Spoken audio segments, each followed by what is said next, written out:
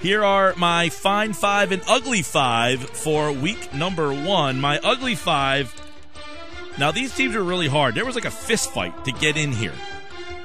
Okay, these teams really, really wanted to be in the ugly five spot. But these are the five that I went with. Number 5, I know Washington had a lead against a team that a lot of people like. I'm not a big fan of Miami. Washington's got a lead in that game and just couldn't hold on to it. They were just Washington. 17-10, they lose. They got all sorts of quarterback issues. They stay inside the ugly five. They're number 5 this week in the uglies. Number 4, Cleveland was horrendous. They scored 10 points, one of which was on a Manziel bomb. I think he caught everybody off guard. And then after that, he was Johnny Manziel. They belong in the ugly five because their uniforms are atrocious. The Cleveland Browns uniforms are awful. They've got orange pants with orange socks, and they say Browns down the leg. Just terrible. You're going to have to win like 3 in a row just to get yourself anywhere close to getting out of the uglies. They're number 4. Jacksonville's number 3 in the ugly five. Inept on offense. Absolutely in year number 3 now of Gus Bradley. Don't look like they're making any strides. Blake Bortles. Somebody tweeted this out the other day. Like Christian Ponder, Blake Bortles, all these guys that went in that same draft. And somebody got J.J. Watt in the same. I mean, stop reaching for quarterbacks, man. I remember the day that I had the whole discussion on the radio about, like, really, someone was scouting Blake Bortles and thought that he was going to be a franchise quarterback. Let's just take Blake Bortles, number 1. He's got just no business being a starting quarterback in the NFL right now. He's average at best, and he's going against a Carolina team that's average at best themselves, and they couldn't score there. They are number 3 in the ugly five. All right, number 2, look, the Oakland Raiders, they still can't get their stuff together. 33-13, they lose at home against a bad road team. Cincinnati's a good team. They're a bad road team. And Cincinnati manhandled them. I mean, they're up, 24-0 at halftime. Just no weapons out there.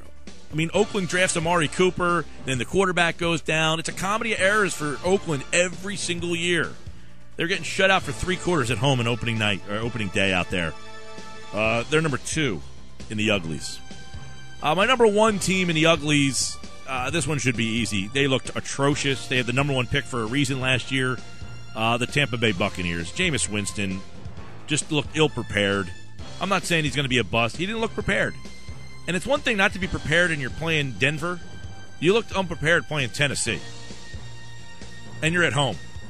I mean, you get beat 42-14 at home to the team that had the number 2 pick in the draft last year. You're clearly, right now, number 1 in the ugly five. A lot of candidates, though, for the uglies this week. But they are my ugly five this week. All right, fine 5. These are the 5 best teams. This one's hard. A lot of good teams this week. A lot of teams look good. A lot of teams were impressive. And a lot of good teams lost. Seattle lost. Indianapolis lost. They were all in the fines last week. So a couple changes. And here they are. Number 5, Kansas City. You know, I picked them to win the West. And nothing changed my mind the other day. Kansas City looked pretty solid in the opener. And look, I like the Texans. I think the Texans are a solid team. Maybe borderline wild card, like a 9-7, 10-6 type of team. So I was impressed with Kansas City beating Houston, 27-20. They look pretty good in that one. Number 4, I picked them yesterday in the Who's In, Who's Out. I didn't pick them in week 1 in the preseason edition, but I did go to Arizona.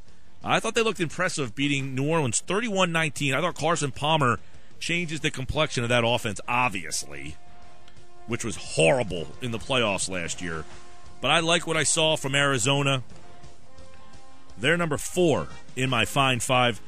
Number 3 doesn't change. This week it's Cincinnati. I had them in the preseason edition. I like Cincinnati a lot. The kid Hill, I really like him. I didn't like them last year as much with Bernard. You know, you try to use a guy who's not that big, and you're trying to ride him out for a season. Giovanni Bernard doesn't say to me, I can win December football games. Jeremy Hill does. I like Cincinnati number 3 in the fines. You know what I liked about Cincinnati in the fines, by the way? They went on the road. I know they went to Oakland, but they dominated on the road. They're not a good road football team. That showed me a little something. Number 2, Green Bay. They weren't, like, dominating in the win. I mean, they look good. Don't get me wrong. They scored 31 points. But they win on the road in the division. Not easy to do. So I'll give them credit for that. They stay at number 2. And number 1, you might have forgot about them because they played on Thursday night. And the Deflators could be back. I'll tell you about that in just a minute. But Tom Brady threw 4 touchdown passes. They beat Pittsburgh 28-21. They're number 1 in my fine fives. A lot of candidates for the fines this week. Buffalo looked good. St. Louis looked good. San Francisco looked good. I know McMullen had them in yesterday. Who's in? But I'm not ready to go that far yet. Could go Dallas if you like.